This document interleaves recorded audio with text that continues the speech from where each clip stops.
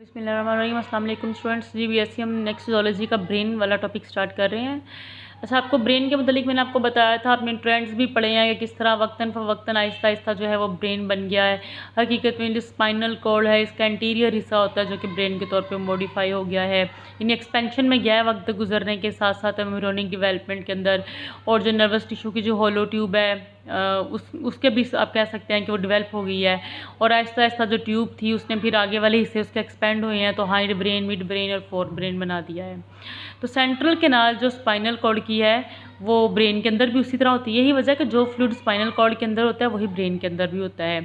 तो ब्रेन के मुख्तलिफ किस्म के चैम्बर्स बस बने हुए हैं जिन्हें हम कहते हैं वेंट्रिकल्स हैं, और उसके अंदर भी वही सेरिब्रोस्पाइनल फ्लूइड है जो कि स्पाइनल कॉर्ड के अंदर की जानिब मौजूद है।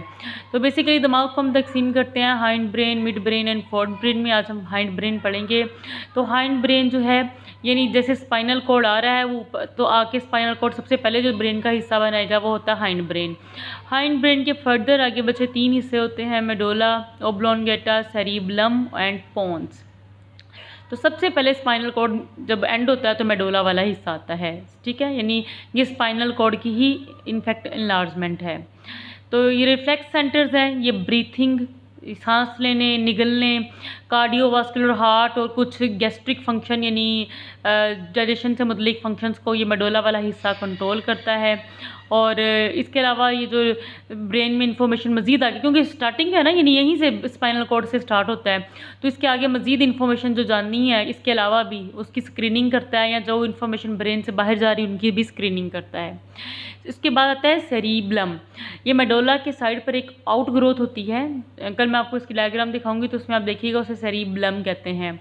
बेसिकली ये मोटर एक्टिविटी को कोऑर्डिनेट करती है, लिम्ब की मूवमेंट, यानी इसका ताल्लुक होता है बॉडी के पोस्चर या ओरिएंटेशन, डायरेक्शन वगैरह इन चीज़ों को कंट्रोल करना।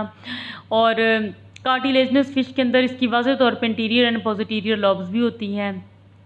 जो एक्टिवली स्विमर टेलियोस्ट है उनके अंदर ये बहुत ज़्यादा डेवलप होता है हाईली, जबकि जो इनएक्टिव फिशेज़ हैं यानी जिनमें मूवमेंट कम होती है उनमें स्मॉल होता है। मैंने आपको पहले बता दिया मूवमेंट और बॉडी की पोजीशन को कंट्रोल करता है, तो जिनमें मूवमेंट ही कम होती है फिर डेफिनेटली उनमें लार्ज भी नहीं होगा, ये उनमें रुडिमेंट्री हो जाएगा। तो क्योंकि लोकोमोशन को कंट्रोल करना इसका बेसिक पैटर्न है ना, तो इनकी लार्ज लॉब्स होती हैं जो मसल और अपेंडेजेस वगैरह को कंट्रोल करती हैं। बर्ड्स और मैमल्स के अंदर ये बहुत लार्ज होता है, उनमें लोकोमोशन भी अच्छी होती है, जैसे बर्ड्स के अंदर तो फ्लाइट भी होती है। तो तकरीबन दोनों के अंदर सेम इसकी एवोल्यूशनरी जो हिस्ट्री मिलती है। तो बच्चे इसके बाद आता है पोन्स, एक किस्म का ब्रिज है। इट राइसिस ये सेरिब्रम, मैं सेरिबलम नहीं कह रही, सेरिबलम जो है वो हाइंड ब्रेन का हिस्सा है और सेरिब्रम जो है फोर ब्रेन का हिस्सा है। तो ये it arises from the cerebrum, ये फोर ब्रेन का हिस्सा जो सेरिब्रम है उसकी दोनों साइड्स पर बोथ साइड ऑफ सेरिब्रम उसकी साइड पर मौजूद होता है, जो पोन्स होता है यानी स्मॉल है। It also contain tract to connect, यानी ये वो रास्ता है जो कि फोर ब्रेन और जो स्पाइनल ब्रेन को, स्पाइनल कॉर्ड को आपस में लिंक करता है, ये वो वाला हिस्सा है। मैं कल जब आपको मिड ब्रेन और फोर ब्रेन तफसील से पढ़ाऊंगी तो उसमें आप डायग्राम भी इसकी देखिएगा, ठीक है।